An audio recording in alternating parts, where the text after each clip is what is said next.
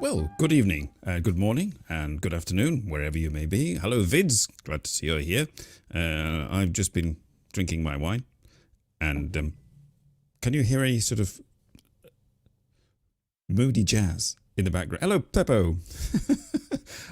I've got some moody jazz. So sorry, Dibble, but the jazz playing in the background, if you can hear it, it's me always trying to get jazz on this show, playing in the background. I've been quiet. Can you hear sort of faint jazz noises? Probably very faint. Hang on, perhaps if I turn it up very slightly, because it's avant-garde jazz, so it's pretty bad. Okay, there we go. Hey, not that much. No jazz there. Can you hear it now? Okay. If you can't hear it, I'll just get rid of it. It's my usual. But this is the jazz that's playing now is by Kaoru Abe, who killed himself or with an overdose at the age of 29 in 1978 or something like that.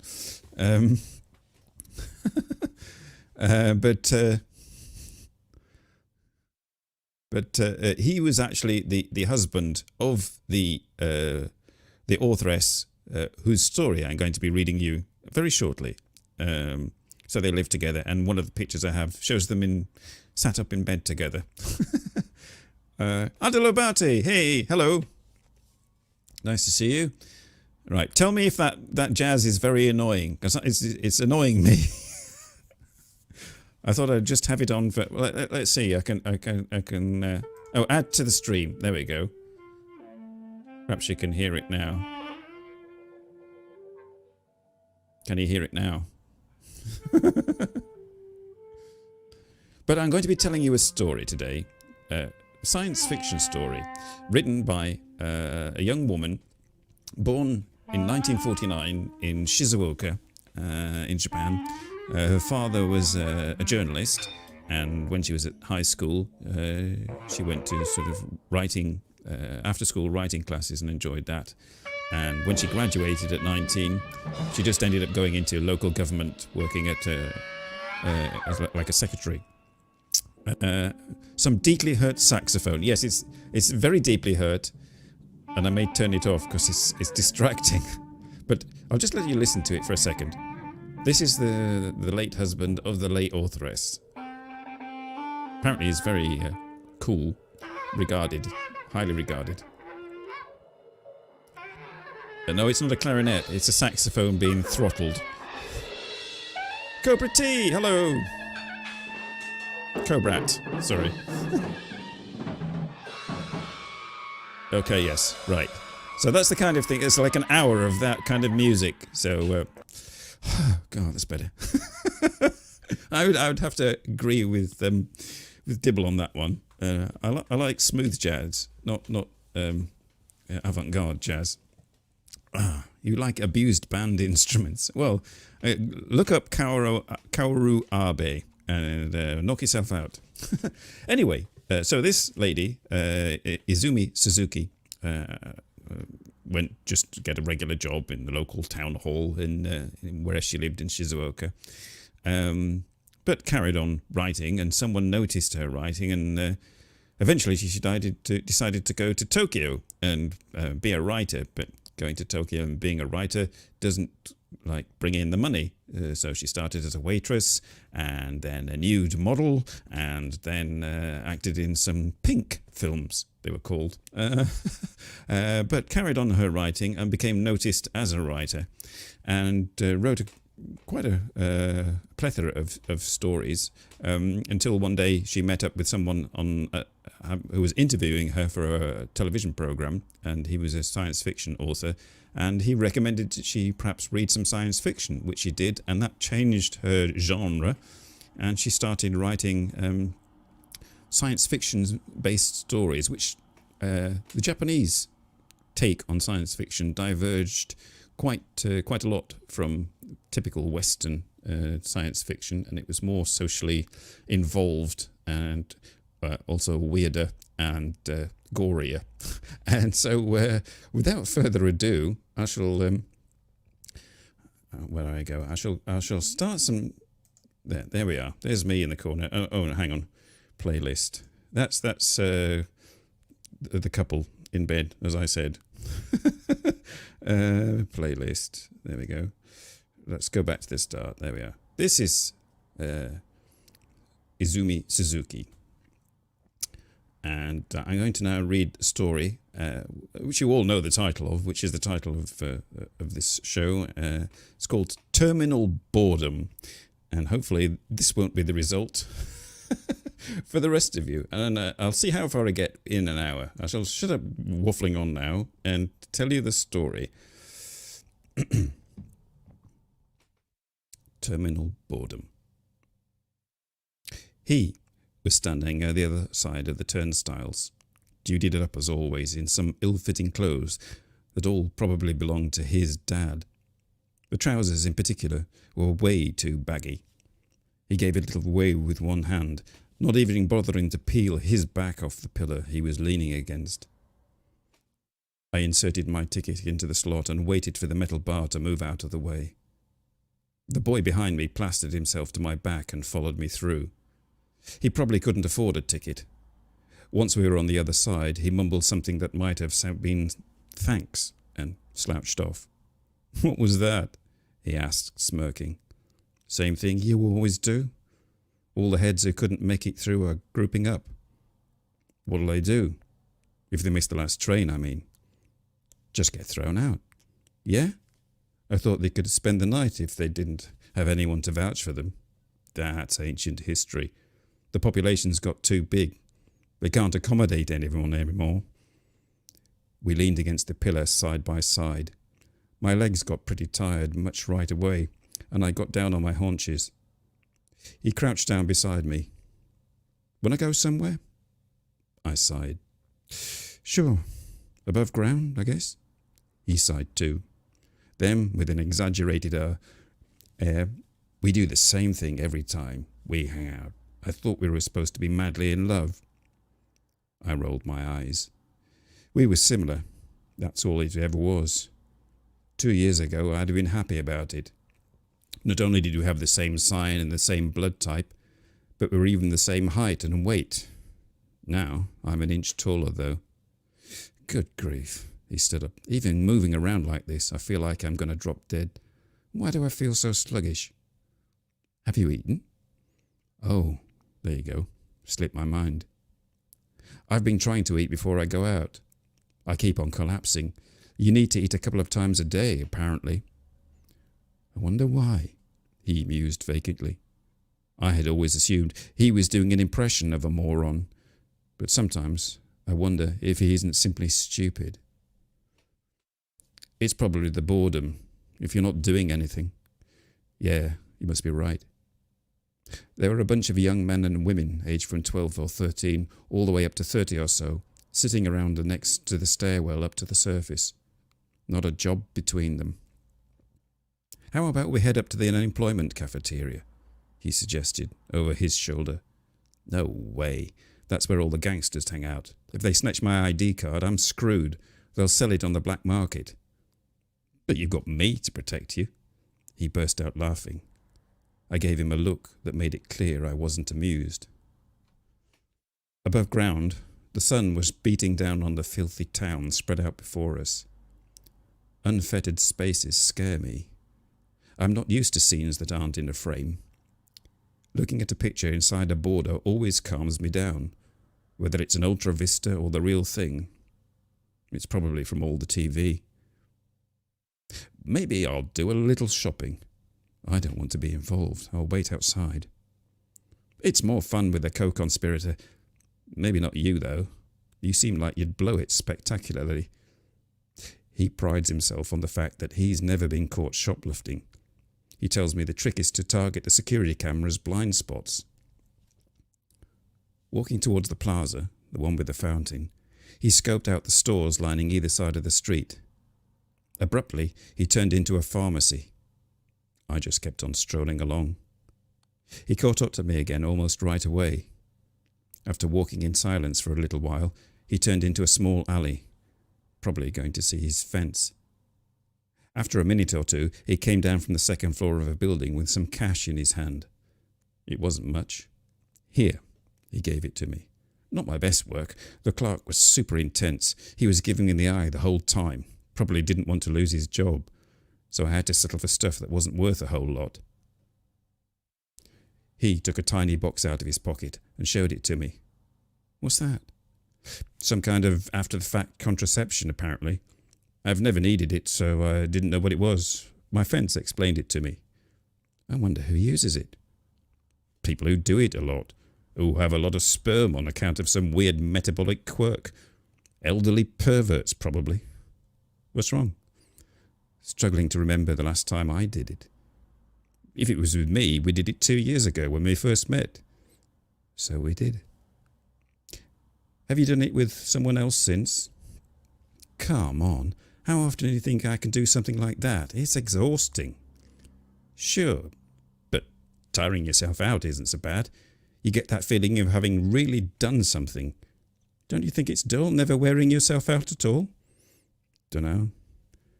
It seemed like something we ought to do. Might be that's why we broke up for a year or so. We didn't do it for such a long time that we started to lose that loving feeling. We were only seeing each other now because he had appeared on television. My mother was one of the execs at the company that produced the program. It was some staged show called The Psychoanalysis Room or something.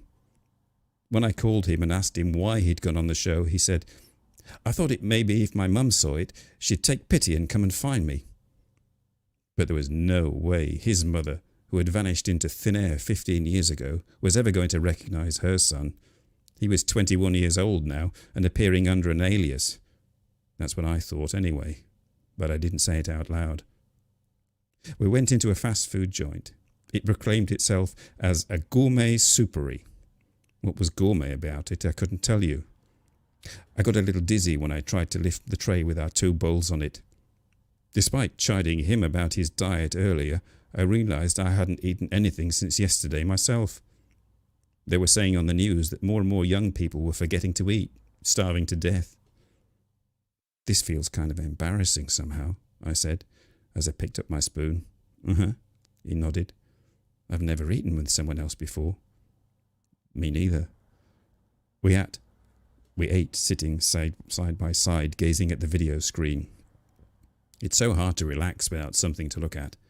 The screen was showing a sunset over some southern island.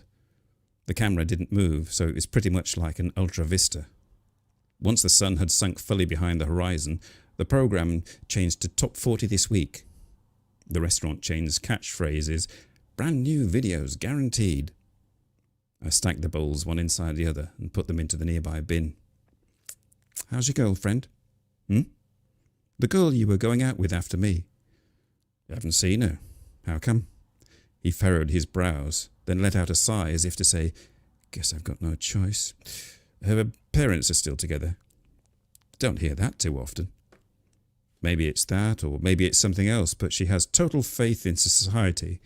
She's so boisterous. She's always got too much energy. Hell, she's even got aspirations. To marry you? To have children and stuff? Through IVF? Yeah, not likely, right? Not with a physique like that. She was about 4'9" and 110 pounds. The average height for someone that weight is about 5'6", men and women alike. Anyway, that's all I'm going to say about it.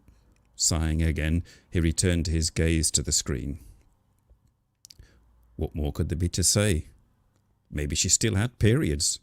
I used to myself for 2 or 3 years when I was younger. Once I hit 18, I started eating less and less, and then before I knew it, it just stopped. It wasn't getting them anymore. I mean, no one's going to like you if you have a classic woman's figure, or a man's. The only ones with any meat on their bones in this day and age are older people and pregnant women on a hospital diet. He was staring at the pop star on the screen. She was probably the one he was truly in love with. I've got my own favourite celebrity as well, so I'm well aware there's no point in being jealous. It's just an image, it's not real. How can you compete with that?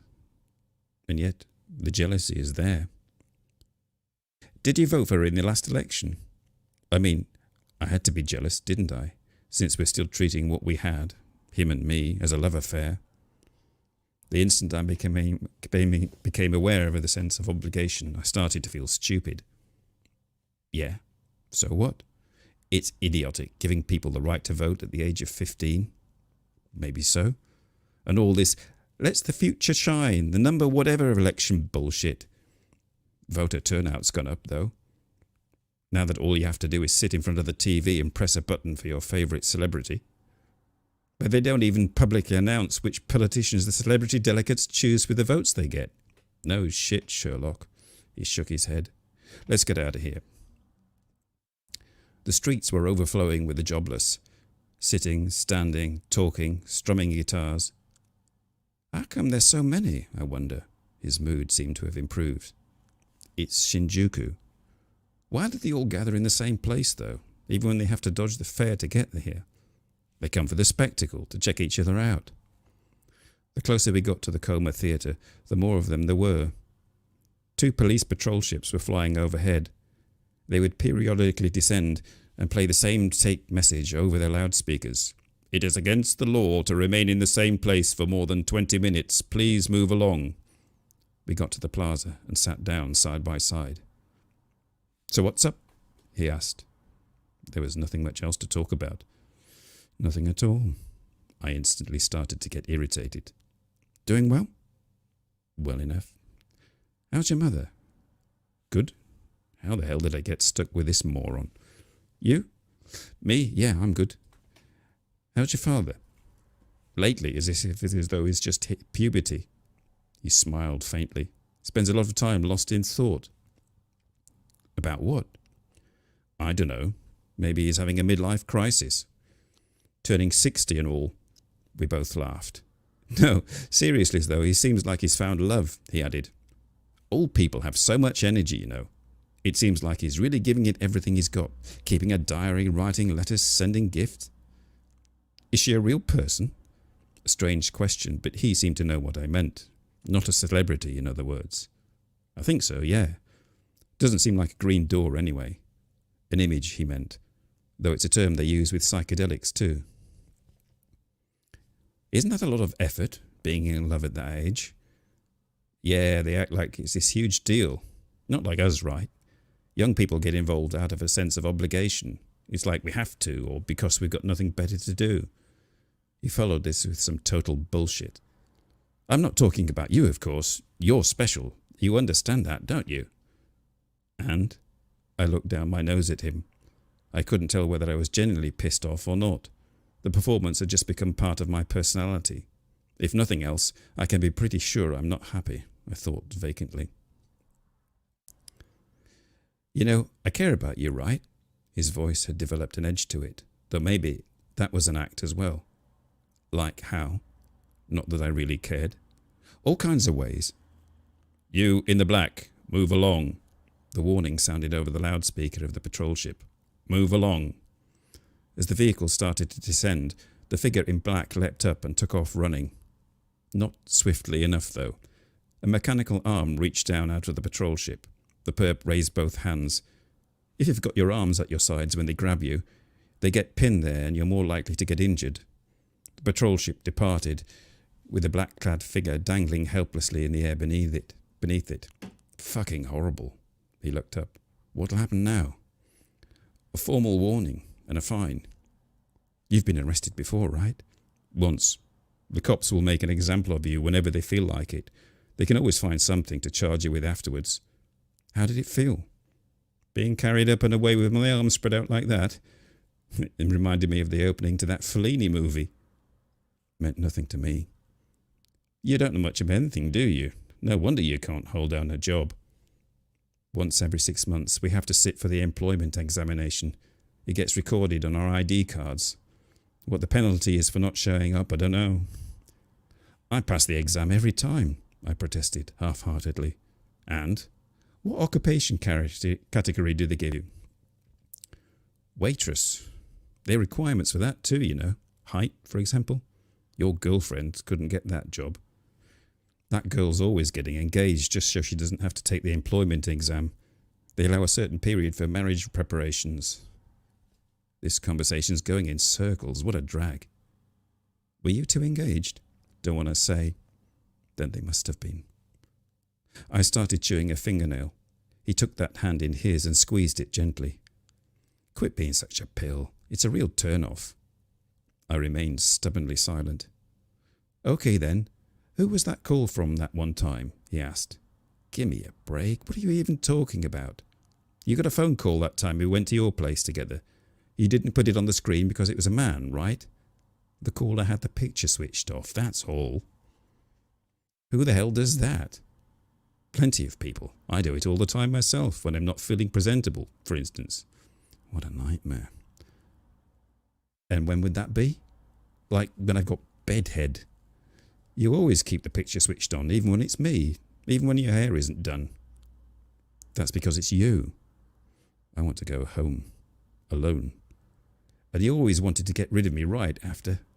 You're imagining things. How do I wrap this up? You want to go home, don't you? Because I'm asking all these questions. A series of dull thuds sounded behind us. A man was hitting a woman over the head with something very heavy and hard, again and again. The woman had her hands up. We heard one final scream. She collapsed, covered in blood. The woman wasn't moving. Her attacker was muttering something under his breath. Serves you right, that's what you get for that kind of thing. The man started to walk away, not even bothering to wipe away the blood spattered all over him. No one could move. The patrol ship didn't arrive for another 2 minutes. I thought he might faint. He's anemic, and his already pale face had gone white as a sheet. It's so vivid. He was gazing at the bloody aftermath of the attack. Let's get out of here. Hold on a sec. That was so intense. I was rigid to the spot, almost like it was a real thing. It was real. Yeah? He stepped closer to inhale the scent of blood, but the cops shooed him away. It was a pose anyway. He has virtually no sense of smell. Can't smell or taste much of anything. I'm the same way. Maybe that's why the kids nowadays don't care about eating, and why our everyday lives feel like a scene from a TV show. I end up putting a frame around everything I see, he murmured, seemingly to himself. It makes it seem fresh, helps me relax as a viewer. Then he turned to me and grinned. At least I think it was a grin. Man, I haven't felt this amped in ages. That really wasn't staged, huh? Where are the TV cameras? I want my mum to see this. I kept silent. I can't explain it clearly, but I had the sense that he was on the verge of some kind of mental breakdown. The TV cameras never showed up, but there was a 30-ish man taking an amateur video of the scene. I'm going to ask him. He was back to his usual cheerful self. For what? A copy. There was a sound from the front hall. What a racket, I thought, trying to focus my attention on the screen. I was watching Gone with the Wind. Seemed like my mother had arrived home, and right at the finale, the scene where Rhett Butler leaves and Scarlett O'Hara collapses on the stairs. I always end up crying at that part. No matter how many times I watch it, I end up crying. Ever since I've been old enough to really understand the world, these past 2 years or so, I've never once cried at a scene in real life. Whenever something serious happens, I just convince myself it's no big deal. I do my best to avoid any kind of shock. I've been fooling myself this way for long enough that it's become a habit, and now nothing affects me. But in the world of make-believe, I can still relax enough to let flow my tears. I heard my mother go into her room. I wept buckets and pondered Scarlett's fate. Would it be possible for her to win back Rhett's love? No, I have a feeling that he is the kind of man who never changes his mind once it's made up. Not like the softies I'd always dated. The kind of men you see in the movies would be too hard to handle in real life, though. They're so fixated on their own masculinity, and sometimes that male pride, that proper behaviour, it all starts to seem ridiculous.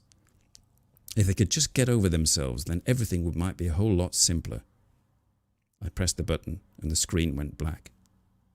Doing okay? My mother came into the room with a box of tissue paper in one hand, removing her makeup. Yeah, I'm fine, thanks. I felt awkward, like I didn't know what to say. I always get that way when I'm talking with my mother. Have you been up to anything lately? Anything interesting going on? I couldn't just miss attempts at conversation. Same as usual, I did the housework and now I'm just vegging out. Must be nice to have so much time on your hands. My mother was crouching down and spreading cream all over her face. I had no desire to see a grown woman looking like that. If you check the memory, you'll see, but there was a phone call from Dad. This was a dicey topic. I see. My mother's expression didn't change, but her face was a mask of white, so it's hard to tell. What did he say? I recorded it. It wasn't much of a conversation, though. I just can't get on the same wavelength as someone like him. I know he means well, but he sucks all the air out of the room, that man. Was I allowed to agree? And every word out of his mouth is an exaggeration. My mother nodded to herself. The cream had become translucent. She gestured for the tissues and started wiping it away. That's what they used to call personality back in the last century. I hate these wishy-washy boys nowadays, but it doesn't mean I want someone so hard-headed.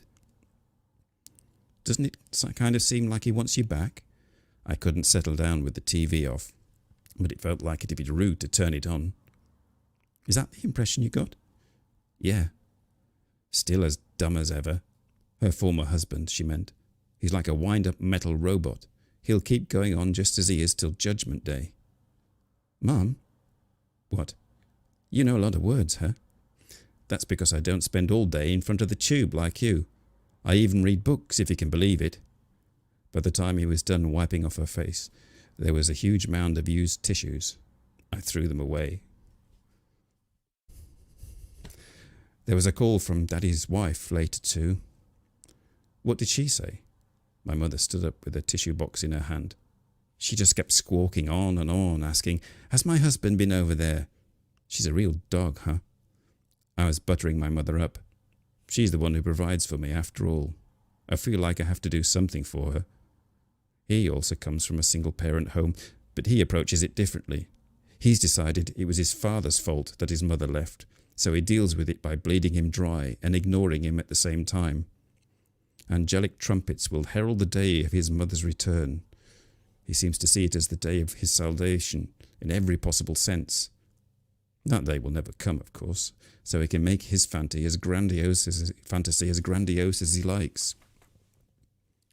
You think I'm prettier? My mother asked, her face gleaming. Course I do. I mean, she's short and fat and swarthy, and she's got that raspy voice. While I was offering this up for my mother's benefit, it struck me how similar Daddy's new wife was to that girl he had been engaged to. It wasn't a question of whether they actually resembled one another. As long as my image of them was the same, I could lump them into the same category. Spurred on by this realization, my tone grew more forceful. And having 4 kids, giving birth to them naturally, what is she, an animal? My mother was clearly pleased. She's the kind of person that always wants to be number one. She was saying something about how a lot of cats were infertile lately. Come in here and let's have a chat. She went into her room. Is it really that important for parents and children to talk to each other?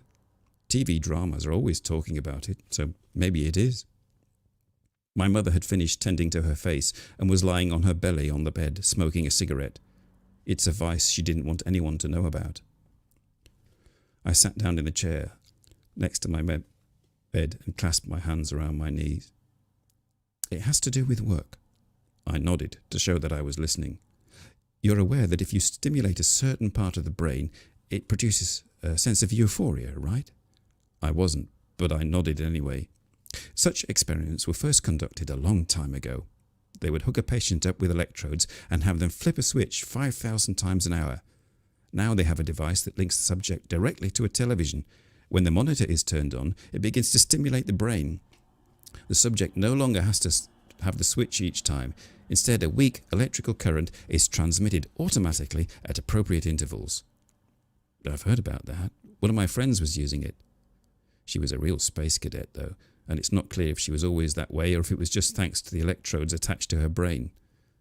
But it hasn't caught on, has it? Do you have to have surgery? A very simple procedure, quick and painless, like getting your ear pierced. For some reason, my mother was angry, or so it seemed. And then I felt like I had to say something, so I kept going. You feel good as long as you're watching TV? Probably. Then wouldn't you just watch TV all day long, as if that wasn't what I did already? When I'm alone in my room, I'm mostly watching TV, and I'm alone in my room most of the time. They're mounting a huge campaign this time, trying to encourage people to get the device installed. Personally, I'm against it. Was she speaking as a mother? How come? I worry about going to such lengths to try and get people to watch more TV. But they're committed now, right? They're in production as we speak, 5-second and 15-second versions. The ad copy makes my skin crawl too. Feel good and happiness is within your reach, that kind of thing. Feels obscene somehow, don't you think? Like commercials for gravestones, I said, the first thing that popped into my head. Now that you mention it, sure. Hell is keeping a low profile these days, and the whole country is under the spell of this image of heaven. The difference, though, is that with hell at least you know what you're getting, but with heaven, everything's ambiguous. There are actively good feelings, there are no actively good feelings, just a passive, ambiguous contentment. What's wrong with that? I didn't get why she thought that sounded so terrible. But it's good for you work-wise, right? Certainly is. I'm sure it'll be a hit. I'm a sucker for trends. I don't have much in the way of agency. I always want to try whatever's popular. If you become a TV addict, though, you won't be able to do anything else. I pretended to think hard about this. But there's nothing else to do. Oh, really? What do you do all day when I'm at work? It's not like I get up at the same time every day, but usually sometime before noon. First off, I have something to drink, Then I watch TV and I slowly start to feel human again. I take a bath. After that, I clean the house. You see, I can't really move my body until I've had a nice hot soak. Laundry. The housework only takes about an hour altogether. After all that, it's TV for the rest of the day. I really don't do anything at all. Even I was taken aback. That's it? What did my mother think I was? Studying or something?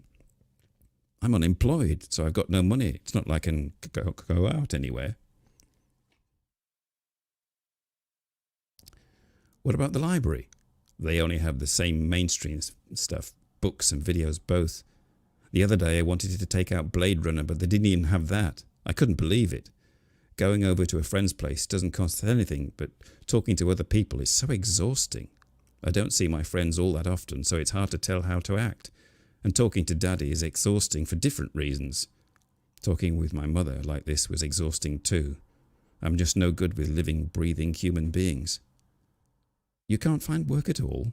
My mother sounded concerned about me. Uh-huh. It's because I'm stupid and childish, I thought. Each occupational category has a designated minimum IQ. Most require a higher ability index than mine. There are too many people, so no wonder. Then there are the ones like him who are intelligent but fail the exam on purpose, who want their parents to take care of them forever. Of course, he also does it to exact revenge on his father. Now, why would that be, I wonder? Mama, can I say something weird? Of course. Bad luck seems to follow me around. It sucks for me personally that I always have to get fired after a couple of weeks and never make any money. But the businesses themselves always seem to fall on hard times too. From the day I start working somewhere, the customers just stop showing up. I've started to feel like it's somehow my fault for even putting on a professional act and going to work. It's like I'm causing trouble for everyone. You're imagining things. My mother smiled. How can she be so sure? I wish I had the confidence to make pronouncements like that. Does it come from a devotion to her work? Bring me some water, dear. My mother shook out her hair. Going into the kitchen, I let out a sigh. I'm a real sigher, but I do my best to hold it in until I'm alone. That's part of the reason it's so hard for me to be around with other people. When I'm with him, I can sigh. Maybe that's why I put up with him. Why don't you go back to school? My mother asked when I brought her the water. It's not like there are a lot of places I can go. After middle school, I went to a design school that didn't have an entrance exam. They didn't take attendance either. They had some fancy ideal of liberal education. It was fun. Even after I graduated, I would still go hang out there whenever I got an invite to a party. That's where I met him. I liked that he wasn't an old classmate of mine. Still, it's not like it had to be him. Anyone who was about the same height as me and was similarly skinny and androgynous would have done just as well. And that place was chock full of guys like that. Well, you don't need to worry about money, at least. I'm in the top income bracket. I know that. Is it okay if I go now? Go ahead. My mother reached out and began adjusting her sleep dial. I went to my room instead of back to the couch. I opened up the TV guide and looked through it. There were so many lines and it takes a fair amount of time. Got to be thorough, though. I almost didn't notice that one of my favourite bands was on. I hurriedly turned on the TV. I think Yuki, that's the singer, is cute and smart and great, though I've been upset about a daytime show I saw where they revealed he had a lover. Nothing eases boredom, of course. Aside from maybe when a pop star I've decided I like is on, it's not that I like the content of the programming itself. So much of it is total trash. I just enjoy the feeling of sitting there spacing out in front of the TV set, because I don't have to be active. Doing anything of my own volition is so painful that I can't handle it. If I can just avoid that pain, that's enough for me. I wanted to crank up the volume, so I put on the headphones. The shows would keep on coming forever. I slowly began to slip into a world of my own. My father committed suicide. I have no idea what went on between my parents. My mother has taken a leave of absence from work and checked herself into one of those mental hospitals that sells itself like a resort. Apparently she's going to write an essay on the world of television while she's there. The worst part about it is that my dad's wife has started calling me all the time. If someone grabs my hand when I don't want them to, I can never bring myself to shake them off. That's just the kind of person I am. So all I can do when this person, the wife of someone who is basically a total stranger to me, calls up is grip my teeth and listen to her reminisce and lament. Do you have any idea how hopelessly in love with him I was? What the hell am I supposed to say to that? So I just keep silent. It's not like I can tell her I thought my father was a loser. I know perfectly well that the good match my father and his new wife were. They both had total faith in society, which is, I guess, why he committed suicide. He actually believed his death might have had some kind of effect. Talk about optimistic. At the same time, I've developed a conditioned response to the face of my father's widow. Every time I see it, I'm reminded of that girl he was with. I've become crazed with jealousy. Feels like the first time in forever I've felt any kind of emotion. Having emotions is a good thing. Better than not having them anyway. Why do you have the video switched off? He asked from the screen. Because I'm naked, I lied. I felt like messing with his head a little. Can you put something on? It makes me anxious when I can't see her face. I've got nothing to wear, I replied, suppressing a giggle. Fine, I'll turn mine off too. The screen went black. So, what's up? Having a conversation with just our voices was strange, but kind of fun. I've got something important to ask you. So can you get serious? Sure.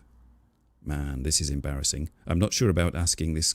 Should I do it anyway, even though I can't see your face? What a weirdo. Just spit it out. Okay then. Do you like me? Sure I like you. You know that. Like how? Like I like myself. That's one hell of an answer. What's this about? Well, I've got this plan. Is this conversation being recorded? No. You sure? I hate holding on to love letters. What's up with you anyway? Well, I was thinking, what if we became one, like body and soul? What do you think? I have no idea what you mean. What could he possibly have in mind? I got one of those devices installed in my brain. I want you to try it too. It'll change your whole outlook. Maybe, but my mum's against it. She's away right now, but she'd never give me the money for it anyway. I want you to get one more than anything. If you don't, we can never become true mirror images.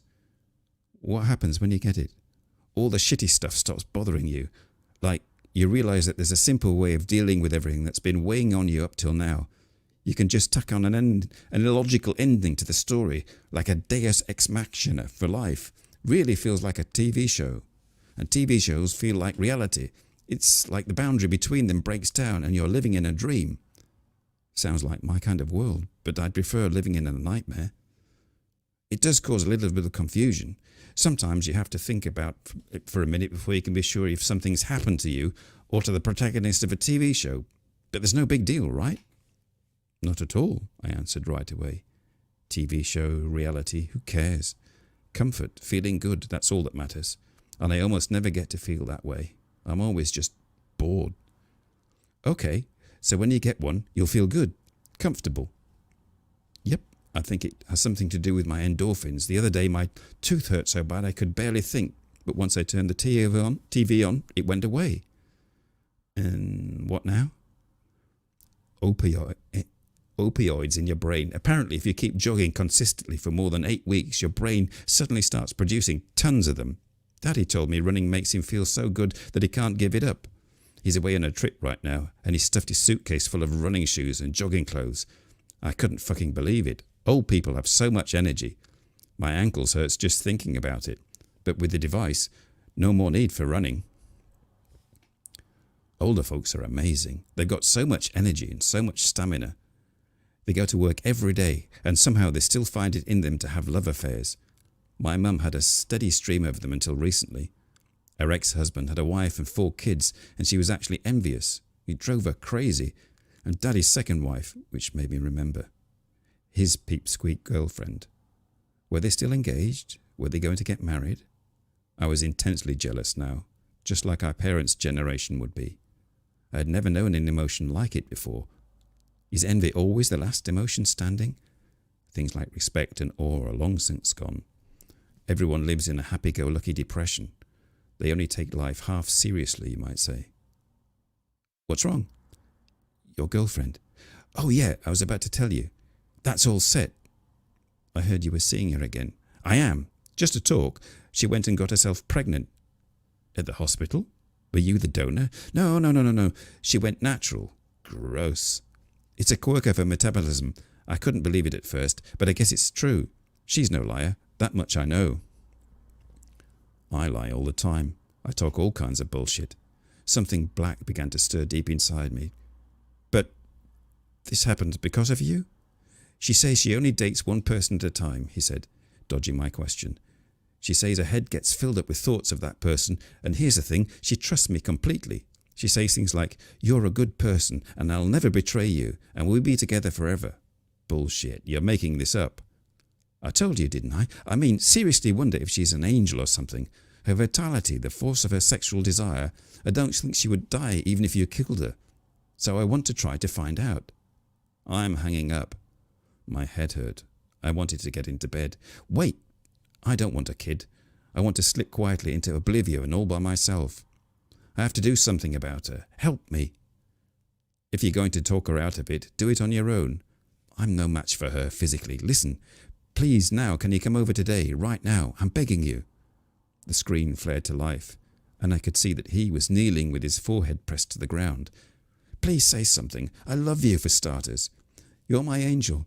No, my devil. Lovely devil, I mean it. His father's apartment was fully mechanized, everything spick and span. This way. His room was especially clean, airy and pleasant. Seemed like a nice place to spend your time. A video camera was set up in one corner. What do you record? My daily life. And you watch it later? Wow, must be riveting. Sometimes he adjusted the lighting, temperature and fan. You clean a lot, huh? It passes the time. He put on a tape. It showed the square near the Coma Theatre. It's from that day. I got the guy to make a copy. The murder played out again on the screen. Doesn't have much impact, does it? Right. If I don't keep reminding myself that this really happened, it seems so lackluster. But the angle's bad and the camera shakes, so it's really not like a TV show either. This has been copied so many times. See how the picture quality is degraded? Makes it feel so much more authentic.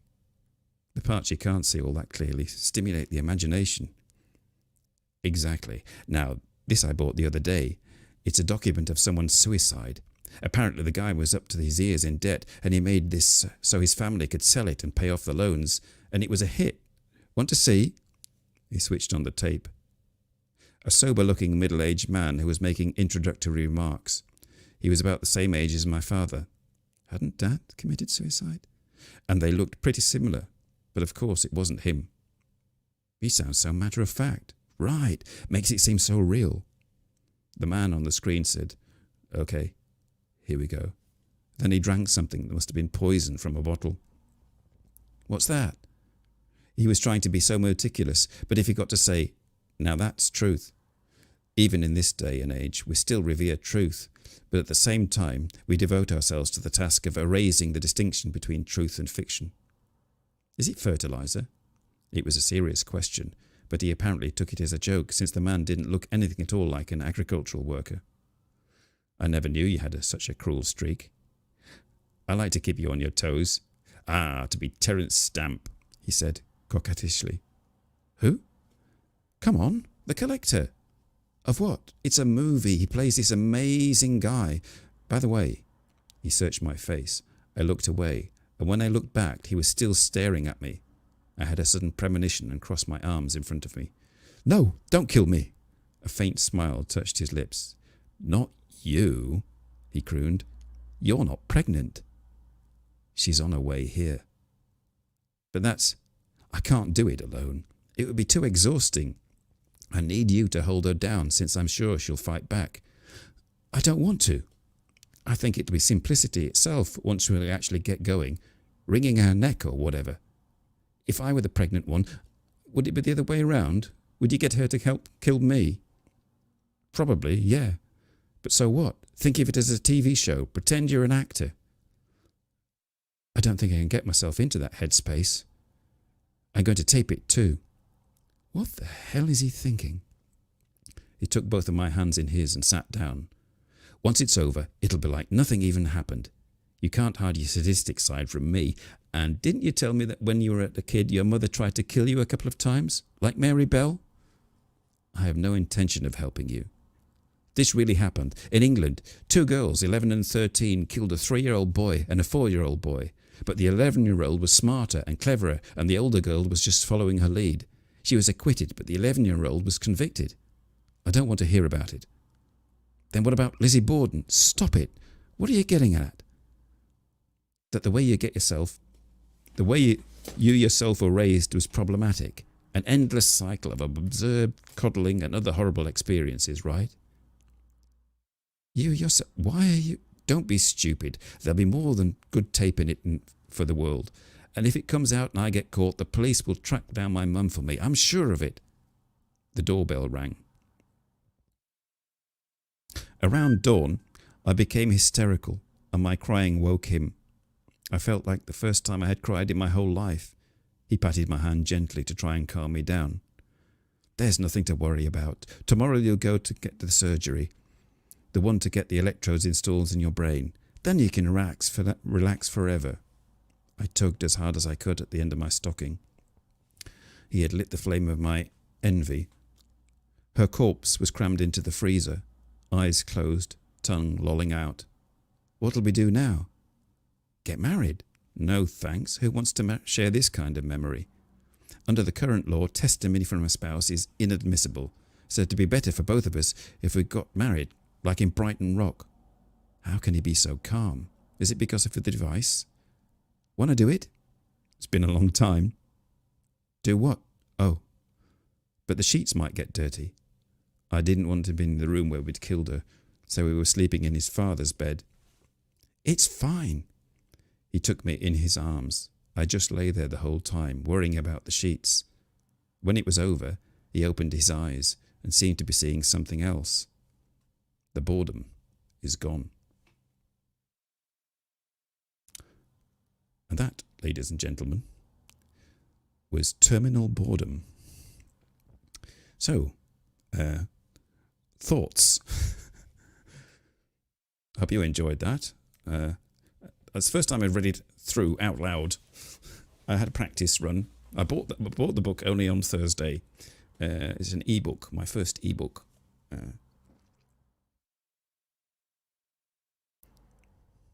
We were talking about Kit Kats and stuff. I'm sorry. Yes, yeah, you were all like Perhaps if some of you fell asleep, I don't know. Yes, so the book came out last year. It's a compilation of her stories, some of her stories. Izumi Suzuki. I've yet to read the other stories. The first story in the book is about a world run by a matriarchy. So it's all women, and one day a teenage girl spots what she thinks is a boy out of her window, and her life changes. So that's might be reading about that. Most Japanese stories, yes. I was in two minds of whether to buy it after I read like snippets of the story. I thought starts off all right, and then it's the dark underbelly of the Japanese psyche emerges very quickly. Thanks, alas. So yes, possibly my Filipino friends. I don't know whether you were quite expecting this. I do this sometimes. You just brought us a Suzuki, all right? You could call it Izumi. There we are.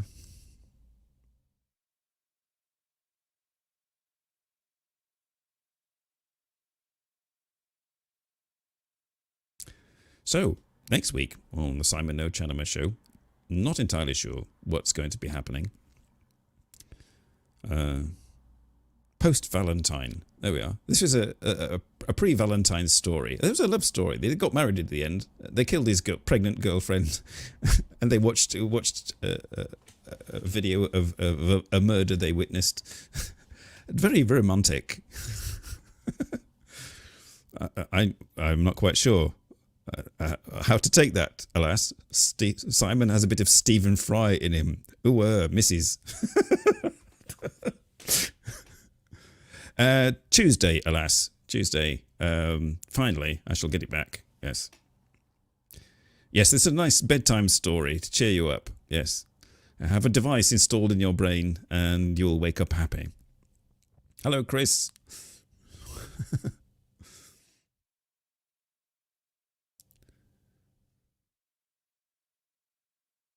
Did you see? Well, you haven't maybe watched the replay. And Charlotte and Charlotte's mum, I hope you weren't too shocked by the story.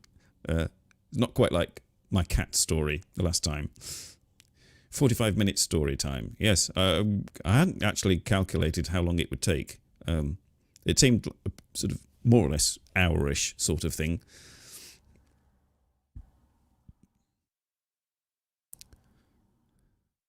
Actually, it's been a long time since I've read fiction as well.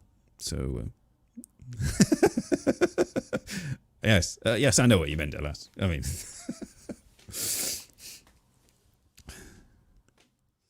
it's just we at dinner time with my sons, we often put on the best bits of QI, so that sort of thing happens all the time.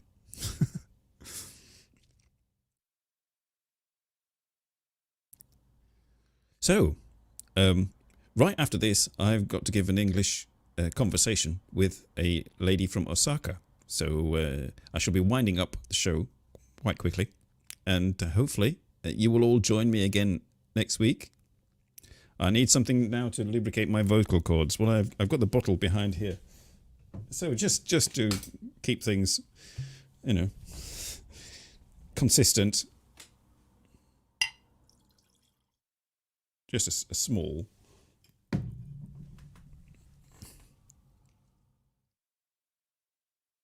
Yes.